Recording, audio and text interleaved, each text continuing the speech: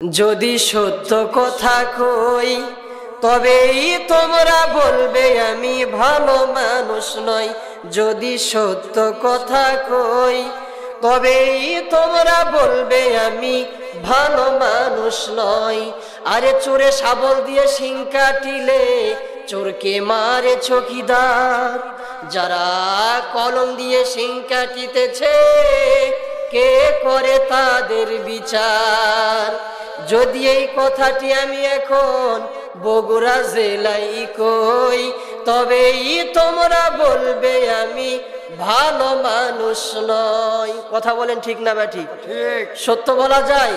সত্য কথা বলতে গেলে যেতে হবে কারাগারে। এই আতঙ্কবাজি বাংলার ঘরে ঘরে, তবুও সত্য বলতে চাই এ পথে যদি মোদের মরণ হয়। লিল্লাহে তাকবীর, লিল্লাহে তাকবীর।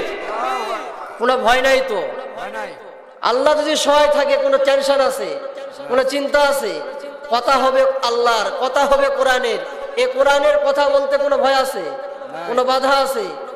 তবে হ্যাঁ, এক শ্রেণী মানুষের শরীরে যারা শরীরে অ্যালার্জি, বেগুন খেলে কি চুলকানি কমবে না বাড়বে? তো কোরআনে সুদের কথা আছে না নাই? ঘুষের কথা, চুরির কথা।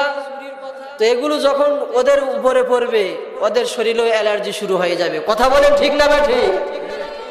তো আমি পবিত্র কোরআন থেকে কিছু অল্প সময় কথা বলতে চাই। আপনারা আছেন তো? আছেন তো ইনশাল্লাহ? এই গ্রামে কি এই কয়টাই মানুষ না আরো আছে? আরো নাই? আরো অনেক মানুষ রয়েছে, কিন্তু আল্লাহ পাক সকলকে কবুল করে নাই। আমিন। কিন্তু আমরা দোয়া করি আল্লাহ রাব্বুল আলামিন যেন তাদেরকে কবুল করে এই জান্নাতের বাগানে নিয়ে আসে। সকলে বলি আমিন। চিন্তা করেন, যদি এখানে ফাইটে যায়, ছিঁড়ে যায়, জোড়া দেওয়ার বুদ্ধি নাই, ওই পাগলি মমতাজ আসতো, এই কয়টা লোক আসর থেকে জায়গা নিয়ে মারামারি লাগতো, আর কোরআনের মাহফিলে বসে না। চিন্তা করেন। তো আমি আল্লাহ রাব্বুল আলামিন যে কথা বলতেছেন, এই চারটি গুণে গুণান্বিত হইয়া যে ব্যক্তি হবে ইমানদার। বলেন তো ইমানদার কি সুদ খাইতে পারে? বগুড়ার মুসলমান বুঝে থাকলে বলেন ইমানদার কি ঘুষ খাইতে পারে? ইমানদার কি মিথ্যা বলতে পারে? আমার কথা কি বোঝা যাচ্ছে বলেন? আল্লাহ পাক প্রথমে বলেন ইল্লাল্লাযীনা আমানু, কিন্তু যারা ইমানদার। ইমানদার নিয়ে যদি আলোচনা করা হয় সারা রাত আলোচনা করলে শেষ হবে না। অল্প সময়ে কিছু কথা আপনাদের সামনে বলে যাই। রব্বুল আলামিন বলেন ইল্লাল্লাযীনা আমানু, কিন্তু যারা ইমানদার। তাহলে ইমানদার সুদ খাইতে পারে না, ইমানদার ঘুষ খাইতে পারে না, ইমানদার চিটারি করতে পারে না, ইমানদার আল ঠেলতে পারে না, ইমানদার বাটপারি করতে পারে না। দেখবেন কিছু সমাজে নেতা আছে শুক্রবার দিন সামনের কাতারে ভিড় পড়ে যায়, অথবা ঈদের দিন, ঈদুল ফিতর হোক অথবা ঈদুল আজহা হোক, সুন্দর একটা জায়নামাজ নিয়ে মাঠের মধ্যে সামনের কাতারে হাজির হয়। এরকম বাটপার আছে না নাই? ও গরিবের উপরে 5,000 10,000 খাইলো, একটা ছোট্ট যদি ইস্যু পায় ওর উপরে 5,000 10,000 খাইলো। ও খায় যত ওর ভুঁড়ি বাড়ে তত। এ সত্য কথা বলেন ঠিক না বা ঠিক? মহিলারা পর্যন্ত তাকে দেখে, মহিলারা পর্যন্ত শরম পায়, মুখে কাপড় দেয়। ওর পেটের সাইজের দিকে তাকাইলে মনে হয় 12 মাসের গর্ভবতী। এরকম পাতি নেতা তেল তেলা গোয়েন্দা আছে না নাই? এ বলেন আছে না নাই? কাজ নাই কাম নাই, সারাদিন খালি মানুষের গীবন নিয়ে থাকে। একটা ইস্যু পাইলেই হয়। তাহলে আল্লাহর ভাষায় তারা ইমানদার নয়, তারা বেঈমান। কথা বলেন ঠিক না বা ঠিক? আল্লাহ বলে ইল্লাল্লাযীনা আমানু, কিন্তু যারা ইমানদার, ওয়া আমিলুস সালিহাত, যারা নেককার। বলেন তো মানুষের জানালায় চোখ মারে, মানুষের স্ত্রী মেয়ের দিকে তাকায়, ও কি নেককার? এ বলেন ও কি নেককার? ইল্লাল্লাযীনা আমানু ওয়া আমিলুস সালিহাত, তাহলে সে নেককার হতে পারলো না। ওয়া তাওয়াসাউ বিল হক, হকের উপরে থাকে, হালাল রুজি রোজগার করে, হারামের কোনো সম্পর্ক নেই। ওয়া তাওয়াসাউ বিল হক ওয়া তাওয়াসাউ বিস সবর, বিপদে বালা মুসিবতে ধৈর্য ধারণ করে। ওয়া তাওয়াক্কালতু আলাল্লাহ,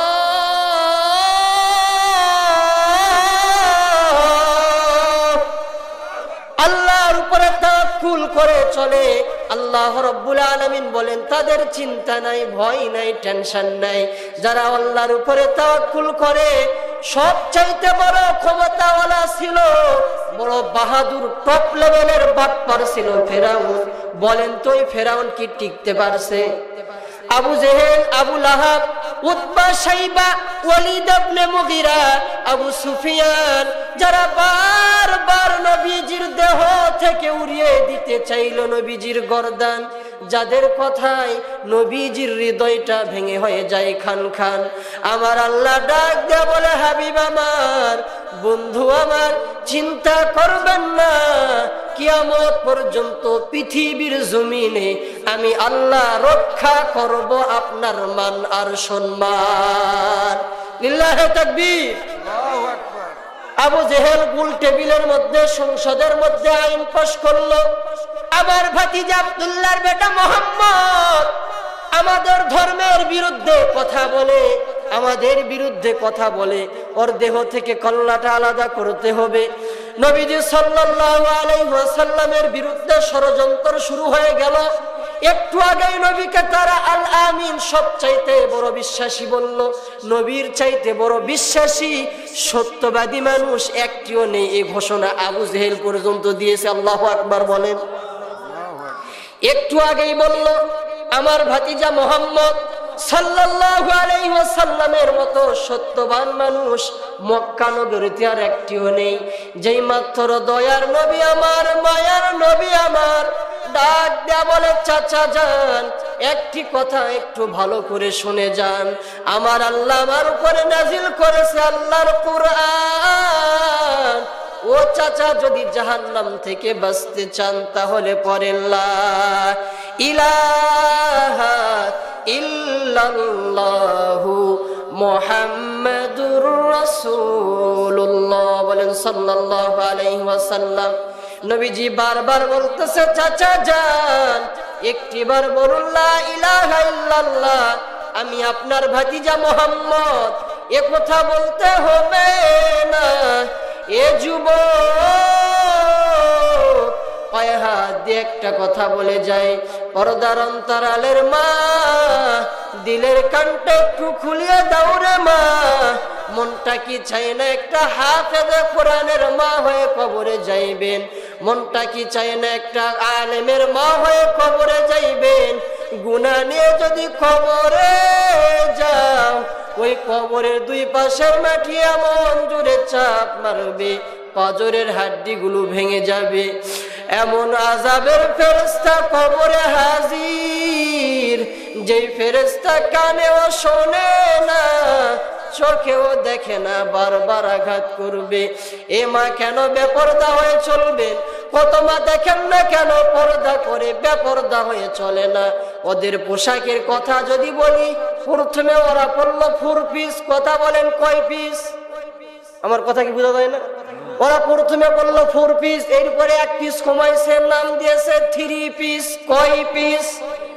আবার ডিজিটাল বাংলায় আবার 1 পিস কমাইলো, নাম দিল 2 পিস। কয় পিস?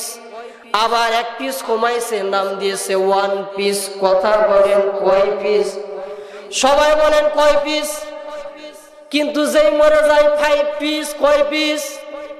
4 পিস থেকে কমাইতে কমাইতে 1 পিসে নিয়ে আসলো। আবার একটা পোশাক এই বড় ঘের, নাম হলো প্লাজো কিজু। এই বড় ঘের 22 জনের পাও ঢুকবে কয় জনের? অত বড় ঘের কি দরকার আছে বলেন? তাহলে পোশাকের কথা যদি বলি সারা রাত পার হয়ে যাবে, শেষ হবে না। ও মা, দিলের কানটা লাগিয়ে দাও রে মা।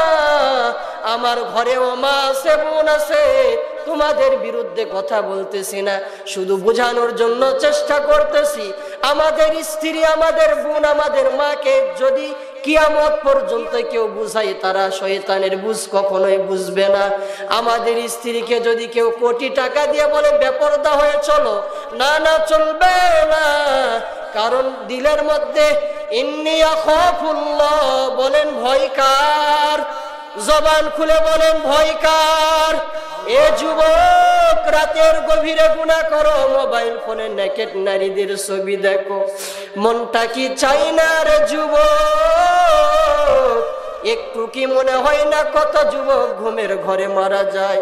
কত যুবক ঘুমাইছে সকাল আর দেখতে পাই না রে যুবক। বাহিরে সময় নষ্ট করো, মা বাবার সঙ্গে বেয়াদবি করো রে যুবক। জানো না তোমার মা বাবার কত দাম?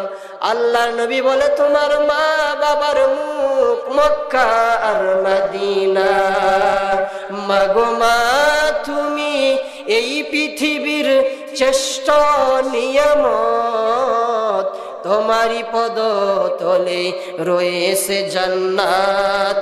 মাগো মা তুমি এই পৃথিবীর শ্রেষ্ঠ নিয়ামত, তোমারই পদতলে রয়েছে জান্নাত। লিল্লাহি তাকবীর।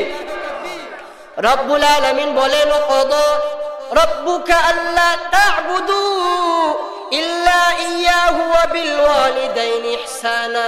রবের গোলামির পরে মা বাবার খিদমত করতে হবে ঘোষণাকার। জবান খুলে বলেন বগুড়ার মুসলমানের ঘোষণাকার। আমার আল্লাহর ঘোষণা হলো রে গোলাম, দুনিয়াতে যাওয়ার পরে আমি রবের গোলামির পরে মা বাবার খিদমত করবা। কিন্তু দুঃখজনক বিষয়, সন্তান বিয়ে করার পরে বৌমা নামের বোমা বাড়িতে আনার পরে অশান্তি বাড়ছে না কমছে? সবাই বলেন বাড়ছে না কমছে? ওর মাকে আর মা বলে ডাক দেয় না, বাবাকে বাবা বলে ডাক দেয় না, কিন্তু শাশুড়িকে আম্মা আম্মা বলে ডাকে। এরকম বাটপার আছে না নাই? আপনাদের গ্রামে নেন, অন্য এলাকার কথা বলতেছি। মাকে তো ডাকে না, মার খেদমত করে না, বাবার সঙ্গে ভালো সম্পর্ক নেই, আলাদা হয়ে গিয়েছে, শ্বশুর শাশুড়ির সঙ্গে গুড রিলেশন। এরকম আছে না নাই? এ যুবক, আজকে যে মাকে তুমি ভুলে গেছো রে ভাই, আমিও তো একটা মায়ের সন্তান। আল্লাহর কোরআন পড়ে দেখলাম, নবীজির হাদিসের বাণীগুলো পড়ে দেখলাম, মাকে যদি কেউ কষ্ট দাও, বাবাকে যদি কেউ কষ্ট দাও, জীবনে কখনো সফল হতে পারবা না। কারণ আল্লাহর ঘোষণা হলো রে গোলাম, তোমার মার সঙ্গে এমন ব্যবহার করো, তোমার মা যদি তোমার উপরে খুশি হয়ে যায়, আমি আল্লাহ তোমার উপরে খুশি। আল্লাহু আকবার বলেন। ওই মা বাবার খেদমত করে না। দেখেন মা কেমন দামি একটা জিনিস। মায়ের অন্তরে আল্লাহ কত মায়া দিল। আমাদের আদি আব্বা নাম হলো আদম আলাইহিস সালাম। কি নাম? আদম নবী আমাদের আদি আব্বা। কথা বলেন ঠিক না ব্যাঠিক? আদম আলাইহিস সালাতু ওয়াস সালামকে আল্লাহ রাব্বুল আলামিন যখন ফেরেশতাদেরকে অর্ডার করলেন, ফেরেশতার দল, আমি আদম নামে একজন পয়গাম্বর তৈরি করব, জিবরাইলকে পাঠিয়ে দিল। জিবরাইল যাও যাও মাটি নিয়ে আসো। অনেক বড় ইতিহাস, আমি সংক্ষেপে শুধু একটু বোঝানোর চেষ্টা করতেছি। ইসরাফিল আলাইহিস সালাম আসলো না, সেও ব্যর্থ। জিবরাইল আলাইহিস সালাম সেও ব্যর্থ। মিকাইল আলাইহিস সালাম সেও ব্যর্থ। হঠাৎ করে আজরাইল আলাইহিস সালামকে আমার আল্লাহ ডাক দিয়ে বলে, আজরাইল যাও যাও জমিনের মধ্যে যাও মাটি নিয়ে আসো, আদম নামে একজন পয়গাম্বর তৈরি করব। আজরাইল আলাইহিস সালাম জমিনে যখন আসলেও মাটি যখন নিবে, এমন সময় জমিন কান্না করা শুরু করছে। আজরাইলকে ডাক দেয়া বলে, ও ফেরেশতার দল, আমাকে নিবা না? ওই জাহান্নামে আমি ঘুরতে পারবো না, আমাকে নিয়ে যাইবা না? আজরাইলের হৃদয়ে কখনো একটু মায়াও আসে নাই। একটা ত্রাস সৃষ্টি কইরা হঠাৎ করে ত্রাস সৃষ্টি করে মাটি নিয়ে আল্লাহর দরবারে হাজির। আল্লাহ বলে, রে আজরাইল, যেখানে আমার ফেরেশতা অনেক পাঠাইলাম, ইসরাফিল ব্যর্থ হয়ে গেল, মিকাইল ব্যর্থ, তুমি আজরাইল সফল হইলা, কারণ কি? আল্লাহ তো আলিমুল গায়বি ওয়াশ শাহাদা, আল্লাহ সব দেখেন, সব জানেন, সব কিছু আল্লাহর কাছে সচ্ছল। আল্লাহু আকবার বলেন। আল্লাহ বলে, রে আজরাইল, তোমার অন্তরে কি মায়া হয় নাই? আজরাইল বলে, ও আল্লাহ, না না না, আমার অন্তরে মায়া লাগে নাই, আমি মাটি নিয়ে চলে আসছি। আল্লাহ বলে, ও ফেরেশতার দল, আমার আদমের পিঠ বানাও, পেট বানাও, আমার আদমের হাত বানাও, পা বানাও, আমার আদমের সুরতটা বানা, মুখমণ্ডল বানা। আমি আল্লাহ বড় দয়া করে মায়া করে আদমকে তৈরি করব। মামা এখানে আস। এ গোলাম, আল্লাহ রাব্বুল আলামিন ডাক দিয়া বলে, ফেরেশতার দল, আমার আদমের পিঠ বানাও, পেট বানাও, হাত বানাও, পা বানাও। ফেরেশতারা আল্লাহর অর্ডারে আদম নবীর হাত বানাইলো, পা বানাইলো, সিনা থেকে নিয়ে সব কিছু তৈরি করলো। আল্লাহ বলে সূরাতিম মা শাআ রাক্কাবাক। আল্লাহ বলে, রে গোলাম, বড় আদর করে আমি আল্লাহ তোমাদের বানাইছি, জাহান্নামে দিব না রে বান্দা না। আল্লাহ এবার ডাক দেয়া বলে, ফেরেশতার দল, আমার বান্দার সুরতটা আমি আল্লাহ নিজ কুদরতি হাতে তৈরি করব। সুবহানাল্লাহ বলেন। কোন জায়গায় চোখ দিলে ভালো লাগে আমি আল্লাহ চোখ দিব, কোন জায়গায় কান দিলে সুন্দর লাগে আমি আল্লাহ কান দিব।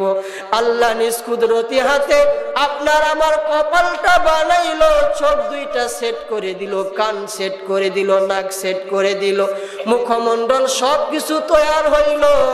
এবারে আদমের শরীরে যখন রূহ মোবারকটা ঢুকে দিলেন, আদম আলাইহিস সালাতু ওয়াস সালাম জান্নাতের মধ্যে প্রবেশ করবে। এমন তো অবস্থায় জান্নাতের গেটের মধ্যে লেখা আছে, লা ইলাহা ইল্লাল্লাহু মুহাম্মাদুর রাসূলুল্লাহ। সবাই বলেন সাল্লাল্লাহু আলাইহি ওয়াসাল্লাম।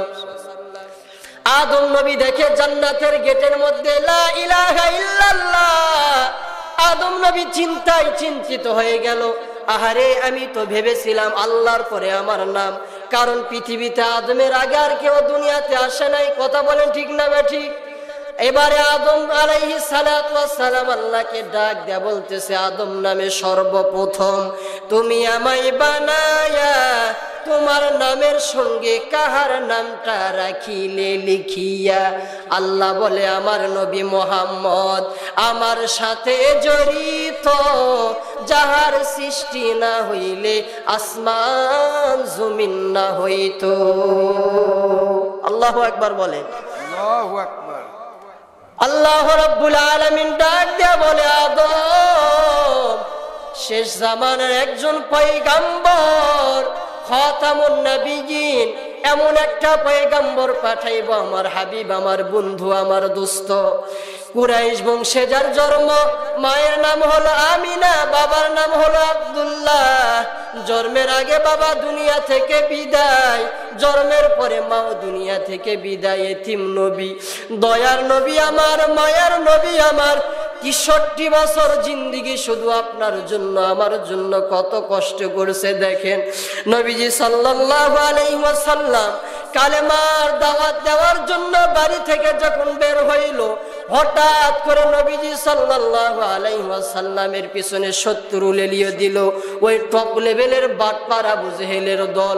নবীজি এবারে চিন্তায় চিন্তিত, না না এখানে হবে না। তায়েফের ময়দানে নবীজি কালেমার দাওয়াত নিয়ে চলে গেলেন, সঙ্গে ছিল আল্লাহু তাআলা আনহু। তায়েফের ময়দানে যখন যাইতেছে, তায়েফের দুষ্টু কাফেরেরা বলতেছে, আব্দুল্লাহর বেটা মুহাম্মদ একজন পাগল ব্যক্তি এসেছে, নাউজুবিল্লাহ বলেন। আমাদের বাপদাদার ধর্মের বিরুদ্ধে কথা বলে, ওই আব্দুল্লাহর বেটা মুহাম্মদকে যেখানেই পারবা সেখানেই হত্যা করো, পাথরের আঘাত করো। ছোট্ট ছোট্ট কাফেরদেরকে লেলিয়ে দিল আপনার আমার নবীর পেছনে। নবীজি তায়েফের ময়দানে যখন কালেমার দাওয়াত নিয়ে গেল, সঙ্গে ছিল যায়েদ ইবনে হারেস, ও পর্দার অন্তরালের মা, দিলের কানটা একটু দিয়া শোনো রে মা, কেন স্বামীর খেদমত করবেন না, পর্দা করবেন না? এ মা, তুমি তো সাধারণ কোন মা নয়, তুমি বাইজিদ বুস্তামির মা, তুমি খাজা মুঈনুদ্দিনের মা। এ মা, মনটা কি চাই না একটা আলেম বানায়া কবরে যাও? আল্লাহ নবী পাক জবান দিয়া বলেন, কোন সন্তান যদি মা বাবার জানাজার ইমামতি করে, ওই খাটিলিয়ার উপরে আল্লাহ জিন্দেগীর তামাম সগীরা গুনাহগুলো ক্ষমা করে দেয়। সুবহানাল্লাহ বলেন। এমন একটা সন্তান বানাই না, ওকে জিদ্দাই পেঁয়াজি বানাই, 22 বছর পরে গ্রামে নেতা হয়ে আসবে, হাঁস ধরবে আর খাবে। বলেন ঠিক না বা ঠিক? নেতা হয়ে চেয়ারে বসে, যাই যখন চেয়ারে তাই তখন গিয়ারে, এরকম আছে না নাই? ও ঘুষ খাইতে খাইতে এমন বড় ভুঁড়ি করছে, ও দেখে মনে হয় যে 12 মাসের মনে হয় গর্ভবতী। এরকম নেতা আপনাদের বগুড়া জেলায় নাই, অন্য জেলার কথা বলতেছি। কিন্তু একটু চিন্তা করেন, দয়ার নবী মায়ার নবী আমার কালেমার দাওয়াত নিয়ে তায়েফের ময়দানে হাজির। নবীজির সঙ্গে ছিল যায়েদ ইবনে হারিস রাদিয়াল্লাহু তাআলা আনহু। ওই ছোট্ট ছোট্ট দুষ্ট কাফেররা যখন নবীজির শরীরে পাথরের আঘাত করা শুরু করলো, এ যুবক দিলের কানটা লাগিয়ে দাও রে ভাই, একটু দিলের কানটা লাগিয়ে দিয়ে শোনো। নবীজি সাল্লাল্লাহু আলাইহি ওয়াসাল্লামের সাহাবী যায়েদ ইবনে হারিস রাদিয়াল্লাহু তাআলা আনহু একবার নবীজির ডান দিকে যায়, আর একবার বাম দিকে যায়, আর একবার সামনের দিকে যায়, আর একবার পিছনের দিকে যায়। দয়ার নবী আমার মায়ার নবী আমার যায়েদ ইবনে হারিসকে ডাক দিয়া বলে, রে যায়েদ, কেন সামনের দিকে যাও, কেন সামনে যাও, ডানে যাও, বাঁয়ে যাও, পিছনে যাও? যায়েদ ইবনে হারিস ডাক দিয়া বলে, ইয়া রাসূলুল্লাহ, ইয়া হাবিবাল্লাহ, যখন দুষ্টু কাফেরেরা ডান দিক থেকে পাথরের আঘাত করতেছে, আমার মনটা বলে মনে হয় বাম দিক থেকে কে যেন পাথর মারবে। যখন বাম দিকে যায়, আমার মনটা বলে কে যেন আপনাকে সামনের দিক থেকে পাথর নিক্ষেপ করবে। নবীজি সাল্লাল্লাহু আলাইহি ওয়াসাল্লামের শরীরে এত পরিমাণ পাথরের আঘাত, মাথা থেকে নিয়ে পায়ের তালু পর্যন্ত এমন কোন জায়গা নাই যেই জায়গাতে নবীজির আঘাত করে নাই। এরপর নবীজি তাদের জন্য গড় দোয়া করলো না। দয়ার নবী আমার মায়ার নবী আমার ডাক দিয়া বলে, ও তায়েফবাসীরা, আমি কি অপরাধ করেছি? আমার মা নাই, আমার বাবা নাই, ও তায়েফের মানুষেরা আমাকে আর মাইরো না, আমাকে আর মাইরো না। দুষ্টু কাফেররা তো মানে না, বারবার পাথরের আঘাত করা শুরু করলো। দয়ার নবী আমার মায়ার নবী আমার যায়েদ ইবনে হারিসকে বলে, রে যায়েদ, একটু কি পানির ব্যবস্থা করতে পারবা? নবীজি এত পরিমাণ পাথরের আঘাত কাফেররা করেছে, নবীজি কখনো হুঁশ কখনো বেহুশ। যায়েদ ইবনে হারিসকে নবী ডাক দেয়া বলে, রে যায়েদ, একটু কি পানির ব্যবস্থা করতে পারবা? একটু কি পানির ব্যবস্থা করতে পারবা? যায়েদ ইবনে হারিস রাদিয়াল্লাহু তাআলা আনহু তায়েফের একজন কাফেরের বাড়িতে গিয়ে ডাক দেয়া বলতেছে, ও ভাই, একটু কি পানি দিবা, বড় পিপাসায় ক্লান্ত হয়েছি। ওই দুষ্ট কাফের যায়েদ ইবনে হারিসের হাতের মধ্যে পানির পেয়ালা যখন দিল, যায়েদ ইবনে হারিস পানির পেয়ালা নিয়ে যখন যাওয়া শুরু করছে, দেখেন একটু দিলের কানটা লাগিয়ে দেন রে যুবক। বৃদ্ধ বাবা পায়ে হাত দিয়ে বলে যায়, মিথ্যা কথা বলার জন্য এখানে বসি নাই। নবীজি সাল্লাল্লাহু আলাইহি ওয়াসাল্লামের সাহাবী যায়েদ ইবনে হারিস যখন পানি নিয়ে রওনা হয়েছে, ওই দুষ্টু কাফের ডাক দিয়া বলে, কোথায় পানি নিয়ে যাও রে যায়েদ? নবীজির সাহাবী যায়েদ ডাক দিয়া বলে, রে ভাই, দয়ার নবী মায়ার নবী পানির পিপাসায় বড় ক্লান্ত হয়ে পড়েছে। নবী কখনো হুঁশ কখনো বেহুশ, আমার নবী একটু পানি পান করবে। নবীজির কথা যখন বলছে, ওই দুষ্টু কাফের কি করলো? যায়েদ ইবনে হারিসের হাত থেকে পানির পেয়ালাটা খেয়ে নিল, ধাক্কা দিয়ে বের করে দেয়, আর বলতেছে, দূর হ দূর হ, আব্দুল্লাহর বেটা মুহাম্মদের জন্য কোনো পানি বরাদ্দ নেই। দয়ার নবী মায়ার নবী বড় ক্লান্ত।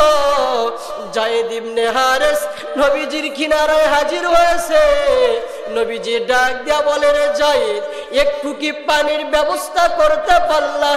যায়েদ ইবনে হারেস দু চোখের পানি ছেড়ে দিয়ে বলতেছে, ইয়া রাসূলুল্লাহ, ইয়া হাবিবাল্লাহ, দুষ্টু কাফেরেরা আমার হাতে পানি দিয়েছিল, যেই মাত্র শুনছে আপনি পানি পান করবেন, আমার হাত থেকে পানির পেয়ালাটা ঘিরে নিয়েছে।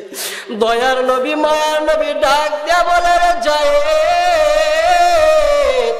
আগে যদি জানতাম তায়েফের মানুষেরা এত বড় নিষ্ঠুর কালেমার দাওয়াত নিয়ে আসতাম না রে যায়েদ।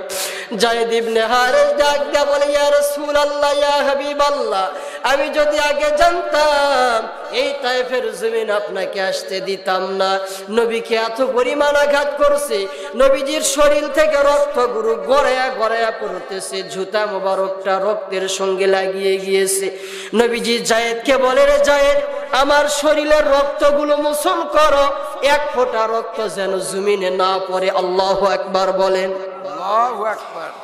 যায়েদ ইবনে হারেস বলে, ইয়া রাসূলুল্লাহ, কেন কেন?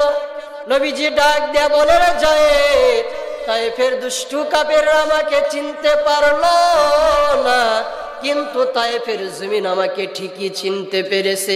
আজকে আমার শরীর থেকে এক ফোঁটা রক্ত যদি তায়েফের জমিনে পড়ে, রে যায়েদ, এই তায়েফবাসী ভূমিকম্প শুরু হয়ে যাবে, কাঁপানি শুরু হয়ে যাবে, তায়েফবাসী সহ্য করতে পারবে না।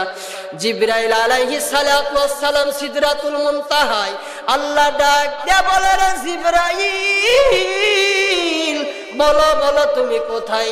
জিবরাইল ডাক দেয়া বলে, আল্লাহ, আমি সিদরাতুল মুনতাহায়, এই জমিন থেকে 9,30,00,000 মাইল দূরে সূর্য, প্রথম আসমান, দ্বিতীয়, তৃতীয়, চতুর্থ, পঞ্চম, ষষ্ঠ, সপ্তম, শূন্য, মহাশূন্য, গ্যালাক্সি, লাউহে মাহফুজ, কত কিছু আল্লাহর কুদরত। এরপরে লাউহে মাহফুজ, আল্লাহ বলে, রে জিবরাইল, বলো বলো তুমি কোথায়? জিবরাইল বলে, আল্লাহ, আমি সিদরাতুল মুনতাহায়। আল্লাহ বলে, রে জিবরাইল, তায়েফের ময়দানে দুল জলদি করে যাও, আমার নবীর জুতা মোবারকের সঙ্গে রক্তগুলো লাগিয়ে পড়েছে, একটা ফোঁটা রক্ত মাত্র ঝুলান্ত। বলেন কয় ফোঁটা? এক ফোঁটা রক্ত ঝুলান্ত। ও বগুড়ার মুসলমান, আমি জানতে চাই, এক ফোঁটা রক্ত শরীর থেকে যদি ঝুলন্ত অবস্থায় থাকে, পড়তে কয় মিনিট সময় লাগবে? 2-1 সেকেন্ডের ব্যাপার। কথা বলেন ঠিক না? ঠিক। 1 সেকেন্ডের ব্যাপার, রক্তের ফোঁটাটা জমিনে পড়বে। জিবরাইল আলাইহিস সালাতু ওয়াস সালাম সিদরাতুল মুনতাহায়, আল্লাহর অর্ডার, জিবরাইল, আমার নবী তায়েফের ময়দানে এক ফোঁটা রক্ত ঝুলান্ত, এই রক্তের ফোঁটাটা যেন জমিনে না পড়ে। আল্লাহু আকবার বলেন। জিবরাইল আলাইহিস সালাতু ওয়াস সালাম ডাক দিয়া বলেন, আল্লাহ, আমি তো সিদরাতুল মুনতাহায়, আর আপনার নবী হলো তায়েফের ময়দানে, কেমনে সম্ভব? আল্লাহ বলে, রে জিবরাইল, আমি আল্লাহ তোমাকে 600 নূরের ডানা দান করেছি, পাখা দান করেছি। আল্লাহু আকবার বলেন। জিবরাইল আলাইহিস সালাতু ওয়াস সালাম নবীজির কানে কানে সে বলতেছে, ইয়া রাসূলুল্লাহ, আমি জিবরাইলকে আমার আল্লাহ 600 নূরের ডানা দান করছে, পাখা দান করছে। এই পাখাগুলো জীবনে ইউজ করতে হয় নাই, ব্যবহার করতে হয় নাই, কিন্তু আল্লাহ যখন বলছে, রে জিবরাইল, আমার বন্ধু ওই তায়েফের ময়দানে মার খাইতেছে, এক ফোঁটা রক্ত ঝুলান্ত, বন্ধুর শরীরের রক্তর ফোঁটা যেন তায়েফের জমিনে না পড়ে। জিবরাইল ফেরেশতা 600 নূরের ডানা নিয়ে একটা যখন উড়াল দিলেন, রক্তের ফোঁটা তায়েফের জমিনে পড়ার আগে জিবরাইলের নূরের ডানাটা নবীজির পা মোবারকের নিচে এসে লাগিয়ে দিয়েছে। আল্লাহু আকবার বলেন। লিল্লাহি তাকবীর। আল উলামার দুশমনেরা হয়ে যা সাবধান, নইলে জুতার বাড়ি খাবি, হারাবে সম্মান। আরে মোরা সবাই মুসলমান, দিতে পারি জান। কথা বলেন ঠিক না? ঠিক।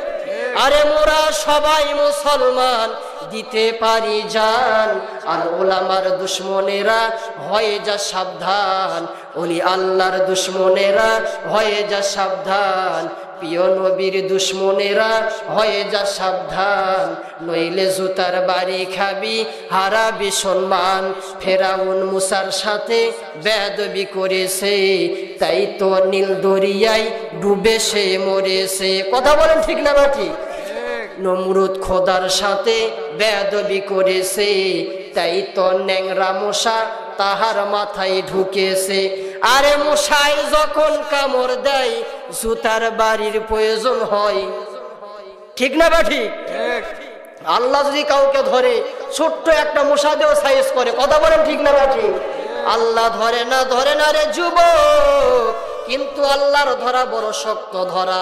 আল্লাহ ধরে না, ধরলে আল্লাহ আর ছাড়ে না। কথা বলেন ঠিক না বা ঠিক? একটা কথা মনে রাখবেন, আল্লাহ পাক ছাড় দেয় কিন্তু কাউকে ছেড়ে দেয় না।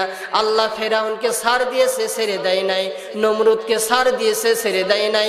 হামান টাকলা হামানকে আল্লাহ ছাড় দিয়েছে, ছেড়ে দেয় নাই। আবু জেহেল আবু লাহাবকে আল্লাহ ছাড় দিয়েছে, বলেন তো কি ছেড়ে দিয়েছে? পাশে যেহেতু মা বোনেরা, তাদের জন্য কিছু কথা বলা অত্যন্ত গুরুত্বপূর্ণ দরকার। ও মা, দিলের কানটা একটু লাগিয়ে দিন। ইসলাম আপনাকে এত সম্মান দিয়েছে, পৃথিবীতে আর কোনো অন্য ধর্ম এত সম্মান দিতে পারে নাই। আল্লাহু আকবার বলে। নবীজি সাল্লাল্লাহু আলাইহি ওয়াসাল্লাম মসজিদে নববীর মধ্যে বসা ডাক দিয়া বলে, সাহাবায়ে কেরাম, আমার আল্লাহ আমাকে 3টা কন্যা সন্তান দান করছে, রোকেয়া, কুলসুমা, জয়নব। কিন্তু আমরা তো জানি নবীজির আরেকটা মেয়ে আছে, ফাতেমা রাদিয়াল্লাহু তাআলা আনহা। কথা বলেন ঠিক না বে ঠিক?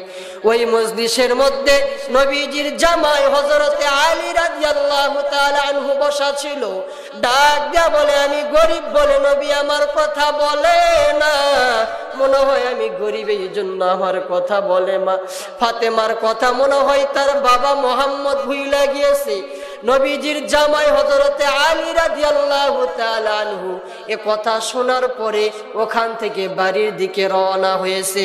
বাড়িতে যাওয়ার পরে 2টা সন্তান হাসান আর হুসাইনকে ডাক দিয়া বলে, রে হাসান হুসাইন, এই দিকে আসো, এই দিকে আসো রে বেটা হাসান। হাসান আর হুসাইন বাবা হযরতে আলীর কিনারায় চলে এসেছে। নবীজির মেয়ে ফাতেমাকে হযরতে আলী রাদিয়াল্লাহু তাআলা আনহু ডাক দিয়া বলে, ফাতেমা এদিকে একটু আসবা, এদিকে একটু আসবা। হাসান আর হুসাইনকে হযরতে আলী রাদিয়াল্লাহু তাআলা আনহু ডাক দিয়া বলে, ও হাসান, তোর 3টা খালার কথা তোর নানা বলল, আমি গরিব মনে করে আমার কথা বলল না। তোর মার কথাও বলে নাই, তোর মাকে মনে হয় তোর নানা ভুইলা গিয়েছে। এ কথা শোনার পরে হযরতে হাসান হুসাইন রাদিয়াল্লাহু তাআলা আনহু দৌড় মারা যখন নানার কিনারায় হাজির, দেখতেছে মসজিদে নববীর মধ্যে 2 জাহানের পেয়ারা নবী সাহাবীদেরকে নিয়ে কোরআন ও হাদিসের কথা বলেন। দয়ার নবী মায়ার নবী যখন দেখতে পাইল হাসান আর হুসাইন নবীজির কিনারায় এসে হাজির হয়েছে, ডাক দিয়া বলে, নানু ভাই, আমার বাবারকে আপনি কি বলেছেন? নানু ভাই বলেন না, বলেন। দয়ার নবী ডাক দিয়া বলে, নানু ভাই, আমি তো কিছু বলি নাই। বলে, আমার খালার কথাগুলো বলছেন, আমার বাবা গরিব বলে আমার মার কথা আপনি কি ভুইলা গিয়েছেন?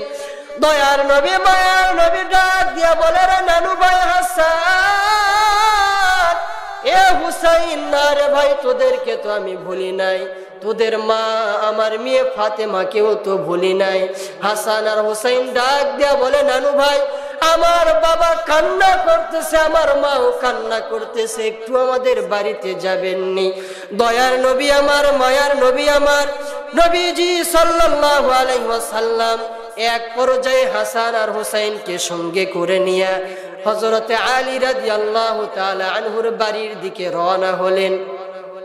হযরতে আলী রাদিয়াল্লাহু তাআলা আনহুর বাড়িতে যাওয়ার পরে নবীজি ডাক দিয়া বলে, মা ফাতেমা, বাড়িতে আসনি রে মা, দরজাটা খুলো, আমি তোমার বাবা মোহাম্মদ। এই কথা বলার পরে ফাতেমা রাদিয়াল্লাহু তাআলা আনহা দরজাটা খুলিয়ে দিলেন।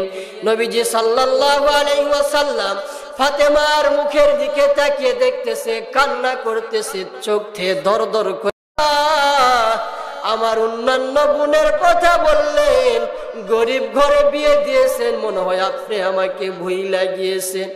দয়ার নবী মায়ার নবী ডাক দেয়া বলে, রে ফাতেমা এমন কথা বইল না, আমি তোমার বাবা, তোমাকে কখনো ভুলে থাকতে পারি না রে ফাতেমা।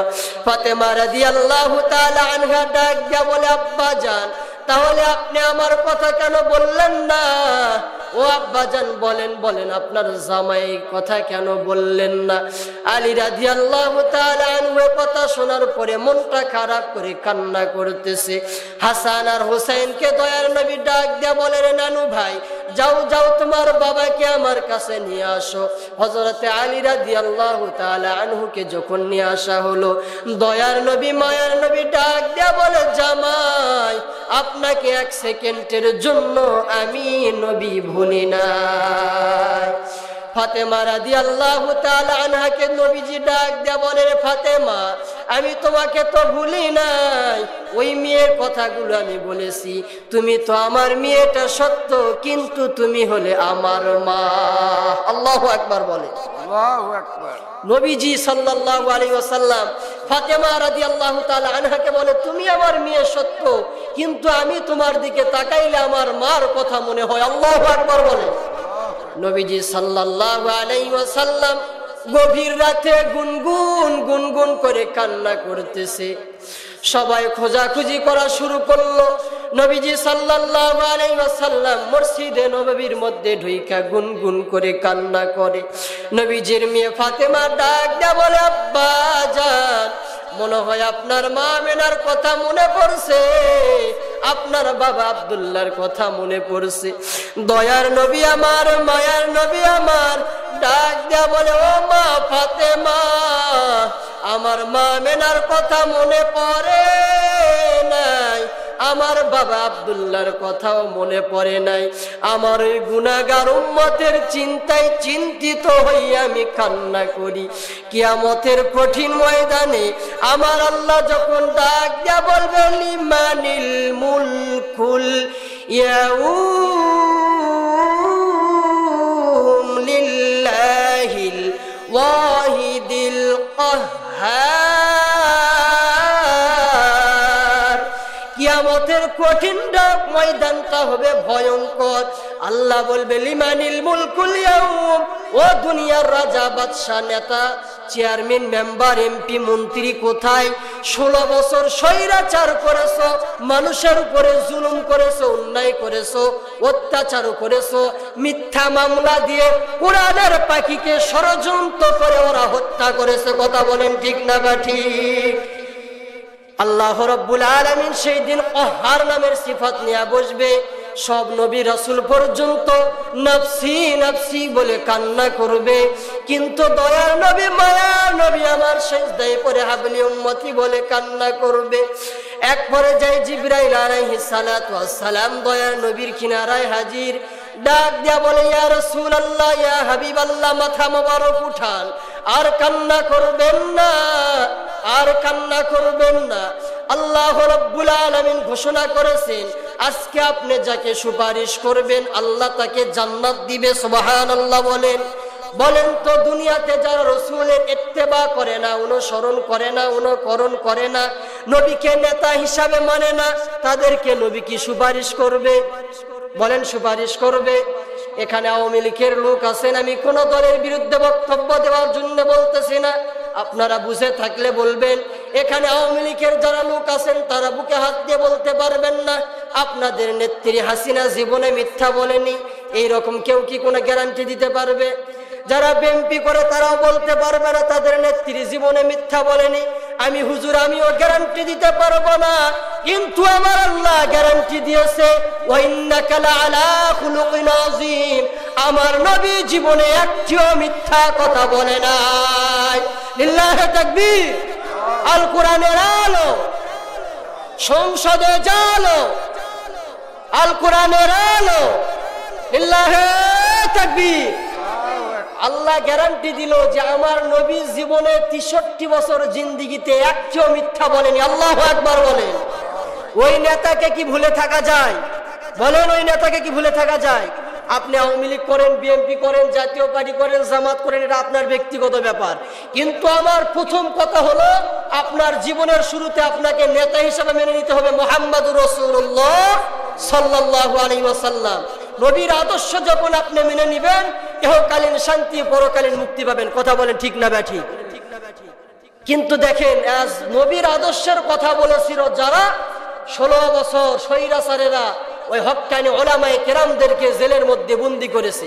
আজকে দেখেন, আমাদের বাংলাদেশের সবচাইতে বেশি বর্তমান জনপ্রিয়তা ডক্টর মিজানুর রহমান আজহারি। কথা বলেন ঠিক না ব্যাঠিক?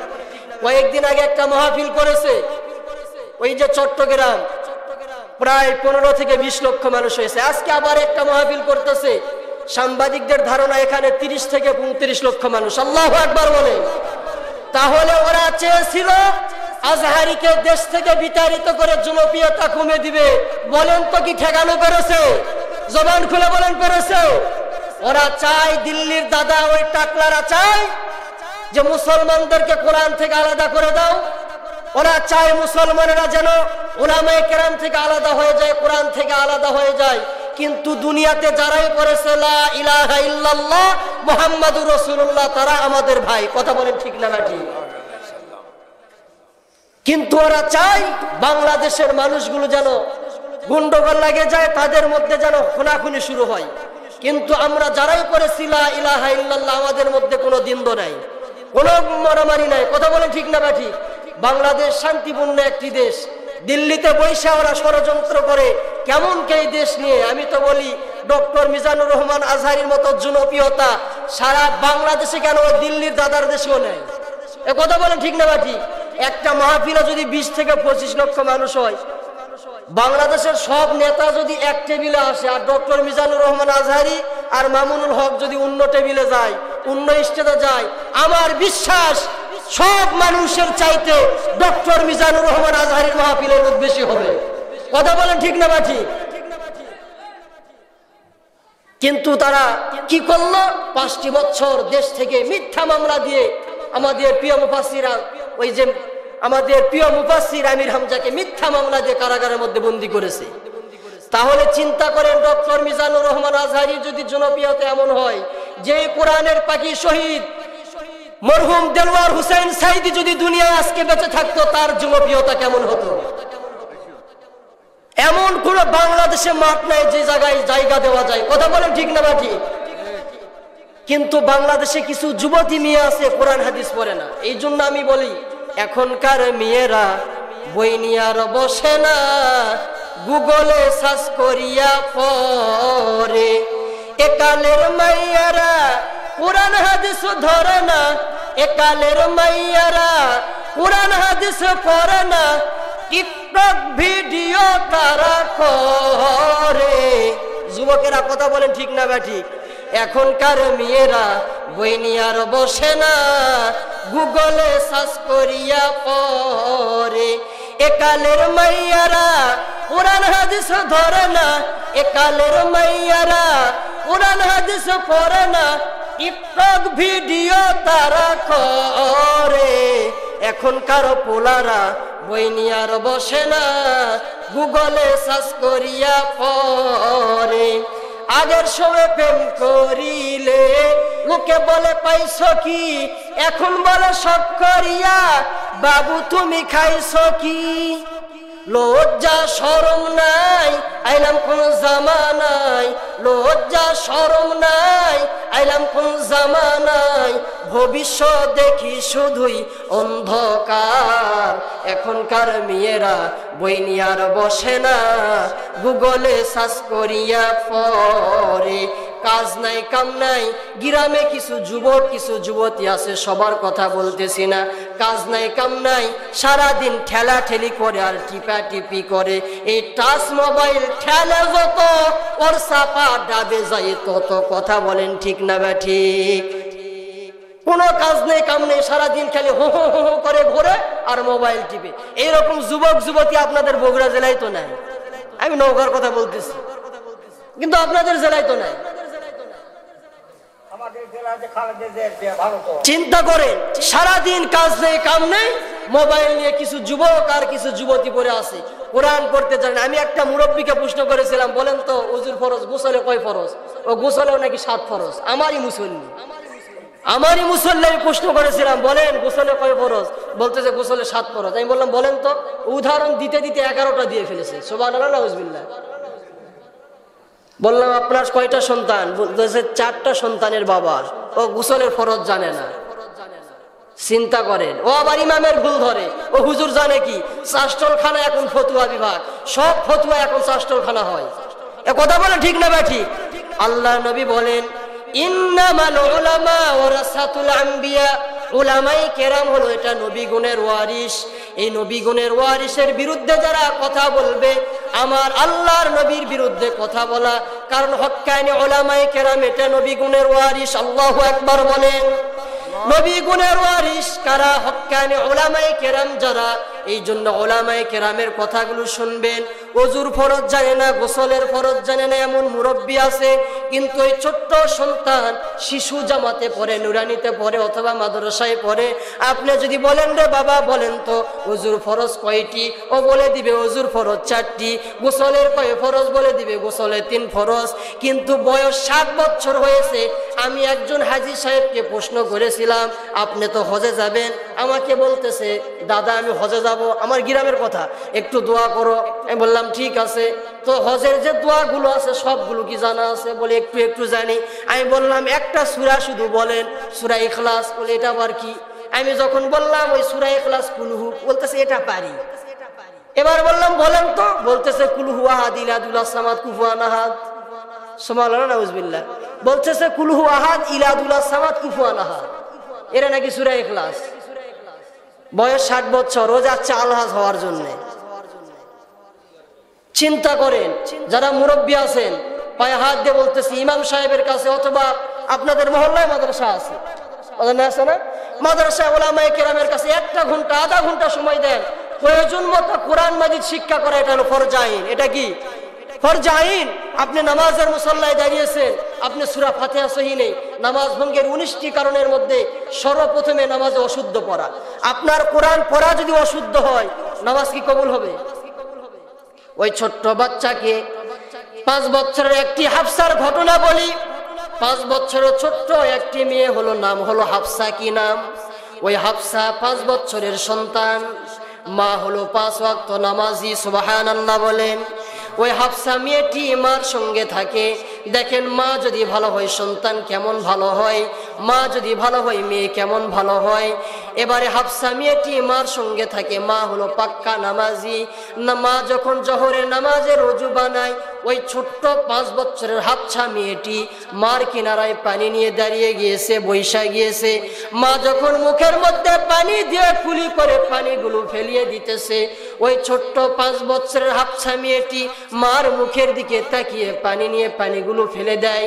মা যখন নাকের মধ্যে পানি লাগায়, ওই 5 বছরের হাফসা মেয়েটি নাকের মধ্যে পানি দেয়।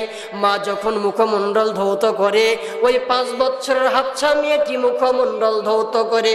মা যখন ওযু বানানোর পর নামাজের মুসল্লায় মা দাঁড়িয়ে গিয়েছে, ওই 5 বছরের হাফসা মেয়েটিও নামাজের মুসল্লায় দাঁড়িয়ে গিয়েছে। আল্লাহু আকবার বলেন। মা এবার যখন নিয়ত বাইদা আলহামদুলিল্লাহি রাব্বিল আলামিন পড়া শুরু করলো, ওই ছোট্ট 5 বছরের হাফসা মেয়েটি সূরা ফাতিহা তো জানে না, মায়ের মুখের দিকে তাকায় আছে, দেখতেছে মা ঠোঁট নাড়ায়, সূরা কেরাত পড়ে। ওই হাফসা মেয়ে 5 বছরের তো সূরা পড়তে জানে না, মার মুখের দিকে তাকিয়ে হাফসা মেয়েটিও ঠোঁট নাড়ায়। মা যখন রুকুর মধ্যে যায়, ওই 5 বছরের হাফসা মেয়েটাও রুকুর মধ্যে যায়। মা এবার রুকু থেকে ওঠে, 5 বছরের হাফসা মেয়েটাও রুকু থেকে ওঠে। মা যখন সিজদার মধ্যে যায়, ওই 5 বছরের হাফসা মেয়েটাও সিজদার মধ্যে যায়। সিজদার মধ্যে যাওয়ার পর মা যখন ঠোঁট নাড়ায় বলে সুবহানা রাব্বিয়াল আ'লা, সুবহানা রাব্বিয়াল আ'লা। 5 বছর হাফসা মেয়েটি মায়ের মুখের দিকে তাকিয়ে রয়েছে। সিজদাতে যাওয়ার পরে মা ঠোঁট নাড়ায়, হাফসা মেয়েটিও যখন ঠোঁট নাড়ায়, আমার আল্লাহর কুদরতে অন্তরে বড় জোশ মেরে যায়। আমার আল্লাহ ডাক দিয়া ফের বলে, ফেরেশতার দল আমার ওই বান্দিটা কি বলে, বলে ওর মা বলে সুবহানা রাব্বিয়াল আ'লা। 5 বছরের হাফসা মেয়ে তো সুবহানা রাব্বিয়াল আ'লা বলতে পারে না। আমার আল্লাহ বলে ও ফেরেশতার দল, আমার ওই ছোট্ট 5 বছরের বান্দি হাফসা সুবহানা রাব্বিয়াল আ'লা বলতে পারলো না। মার মুখের দিকে তাকায়া ঠোঁট লড়াইলো। আমি আল্লাহর কুদরতি অন্তরটা বড় ঠান্ডা হয়েছে। ওর মা নামাজ আদায় করে যেই পরিমাণ নেকি কামাই করলো, ওই বাচ্চার একই পরিমাণ নেকি তার মা বাবার আমলনামায় লিখে দাও। সুবহানাল্লাহ, জোরে বললেন না? বলেন সুবহানাল্লাহ। তাহলে মা যদি ভালো হয় সন্তান ভালো হবে, মা যদি নামাজি হয় সন্তান নামাজি হবে, মা যদি পর্দাওয়ালা হয় তাহলে মেয়েটাও পর্দাওয়ালা হবে। কথা বলেন ঠিক না বা ঠিক? কিন্তু দেখেন রাস্তাঘাটে এমনও মেয়ে বেহায়ালির লজ্জার মতো মোটর সাইকেলে চড়ে, ওদের মাথায় কিন্তু কাপড় নাই। এইরকম মেয়ে আছে না নাই? বলেন আছে না নাই? রাস্তাঘাটে মোটর সাইকেলে চলে, মাথায় কাপড় নাই।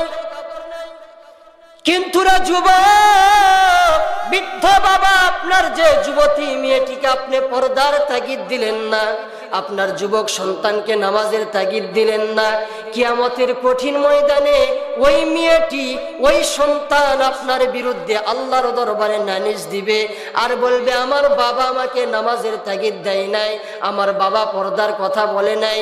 এ যুবক, মনটা কি চাই না 5 ওয়াক্ত নামাজ পড়ার জন্য? কত যুবক দেখো কলেজে পড়ে নামাজ ছাড়ে না, কত যুবক অন্যের করে কাজ করে, কত যুবক অন্যের দোকানে চাকরি করে, কত যুবক হাই স্কুলে পড়ে নামাজ ছাড়ে না, কত যুবক ভার্সিটিতে পড়ে নামাজ ছাড়ে না। যুবক, পায়ে হাত দিয়ে বলি রে ভাই, মৃত্যু থেকে কেউ রক্ষা পাইবে না। তোমার কবরে তুমি যাইবা, আমার কবরে আমি যাব, তোমার হিসাব তুমি দিবা, আমার হিসাব আমি দিব। কিন্তু রে যুবক, আল্লাহ বলে ওয়াকাদা রাব্বুকা আল্লা তা'বুদু ইল্লা ইয়াহু ওয়া বিল ওয়ালিদাইনি ইহসানা। আল্লাহর গোলামির পরে মা বাবার খেদমত করবা, তোমার ব্যবহারে যেন মা বাবা কষ্ট না পায়। মা বাবা খুশি তো আমার আল্লাহ তোমার উপরে খুশি। আল্লাহু আকবার বলেন। তাহলে যে কথা বলতেছিলাম, কিছু মেয়ে আছে রাস্তাঘাটে দেখা যায় মাথায় কাপড় নাই, এইরকম মেয়ে আছে না নাই? বলেন তো এগুলো কার মেয়ে? হাত তোলেন। সব আল্লাহর ওলি বসা। এগুলো তো আপনারই মেয়ে, আপনারই বোন, আমারই বোন, আমারই মেয়ে, আমারই স্ত্রী, আপনারই স্ত্রী, এগুলি তো। কথা বলেন ঠিক না বা ঠিক? এই জন্য আমি তো ওই মহিলাদেরকে দোষ দেই না, দোষ হলো সবগুলো গার্জিয়ান, পুরুষের বাবা আর বড় ভাই। কথা বলেন ঠিক না বা ঠিক? ওই মেয়েকে যদি ডাক দেয়া বলো রে মা, বেপরদা হয়ে যাইতে পারবা না, বাহিরে যাবা তোমার প্রয়োজন, কলেজে যাও, হাই স্কুলে যাও, ভার্সিটিতে যাও, কিন্তু পর্দা করে তোমাকে যাইতে হবে রে মা। এ মা, এরকম ভাবে যদি মেয়েকে বুঝান, স্ত্রীকে যদি আপনি বুঝাইতে পারেন, বলতে পারেন, আপনি যদি ঠিক হন, আপনার ফ্যামিলির সকল সদস্য ঠিক হবে। কথা বলেন ঠিক না বা ঠিক? কিন্তু আপনি ঠিক নেই, আপনি কিনে দিয়েছেন প্লাজো, 22 জনা পাও ঢুকবে, তাহলে ও কি আর পর্দা করবে? বলেন, ও কি পর্দা করবে? শরীয়তে ঢিলা ঢালা পোশাক পরা ঠিক আছে, তার মানে এমন ঢিলা নয়। পুরুষদের কাপড় থাকার কথা টাকনুর উপরে, যুবকেরা কাপড় নামাইতে নামাইতে পায়ের অর্ধেক পর্যন্ত নামে দেয়, আর মহিলারাদের কথা ছিল টাকনুর নিচে, ওরা তুলতে তুলতে টাকনুর উপরে তুইলা ফেলছে। কথা বলেন ঠিক না ভাই ঠিক? যেই মেয়েটির রাস্তাঘাটে মাথায় কাপড় নাই, বুঝতে হবে ওই মেয়েটির লজ্জা শরম নাই। যেই মেয়েটির রাস্তাঘাটে মাথায় কাপড় নাই, বুঝতে হবে ওই মেয়েটির লজ্জা শরম নাই। কিছু মেয়ে নিজের শরীর পার্কেও দেখায়, লজ্জা না থাকিলে কি আর লজ্জা দেওয়া যায়? লজ্জা না থাকিলে কি আর লজ্জা দেওয়া যায়? যেই মেয়েটির বুঝবেন, যেই মেয়েটির রাস্তাঘাটে মাথায় কাপড় নাই, বুঝতে হবে ওই মেয়েটির লজ্জা শরম নাই। কিছু মেয়ে পোশাক পরে পাখি কিরণ মালা, মরার পরে বুঝবে তুমি মালার কি যে জ্বালা।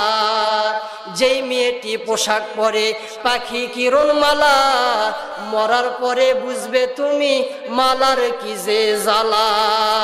ওরা কত পোশাক পরলো, কিরণমালা, কটকটি পাখি, 1 পিস 2 পিস 4 পিস 3 পিস, কিন্তু যেই মরে যায় লাগাই 5 পিস। কথা বলেন কয় পিস? লিল্লাহে তাকবীর।